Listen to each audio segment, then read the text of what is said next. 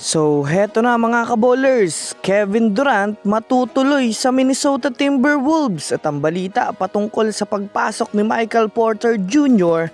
sa Golden State Warriors. Tara na't pag-usapan natin yan dito sa Basketball Hot Shots.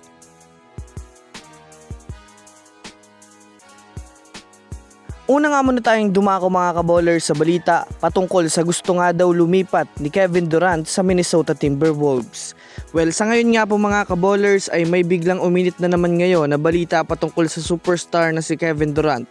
Well, kahit man nga po mga kabowlers napunta siya sa team ng Rockets ay hindi niya pa rin nga po nakuha ang inaasam-asam na kampyonato.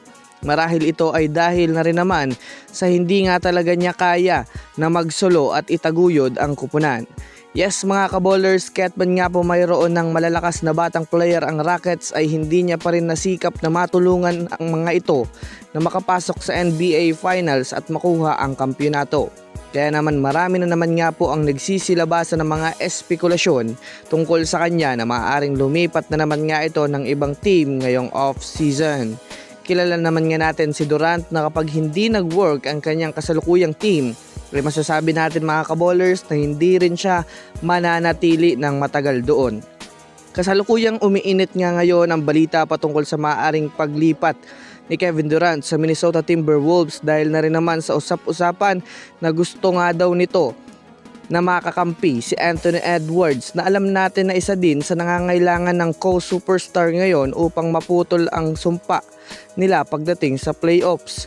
Alam naman natin na mayroon na nga pong closeness at friendship na nabuo kay Edwards at Durant. Bukod pa dyan, willing nga ngayon ang Wolves magbitaw ng mga players para lang makakuha ng panibagong star player. Kaya masasabi natin na maaaring matuloy nga po ngayon si Kevin Durant sa pagpunta sa team ng Minnesota Timberwolves.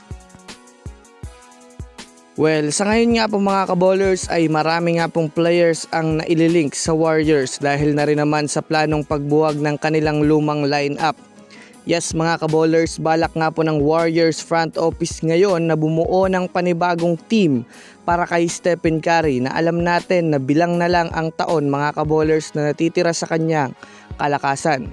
Kung susumadahin nga natin mga kabowlers, maraming superstar ngayon ang available at lahat ng ito ay kaya nilang kunin sa pamamagitan ng pag-offer ng malaking kontrata na hindi kayang tapatan ng ibang kupunan. Kung matatandaan nga natin, isa nga po itong si Michael Porter Jr.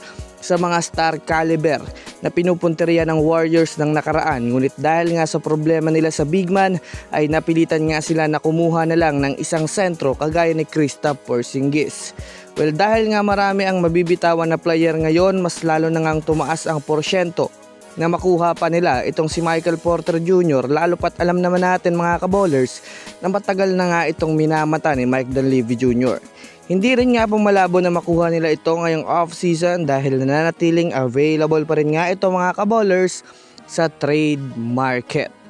So yun lamang mga kabowlers, yan lang na muna ang ating pag-uusapan sa ngayon. Pindutin ang subscribe and hit nyo na rin ang notification bell para sa mga susunod na updates sa mundo ng basketball. Again, this is Basketball Hot Shots.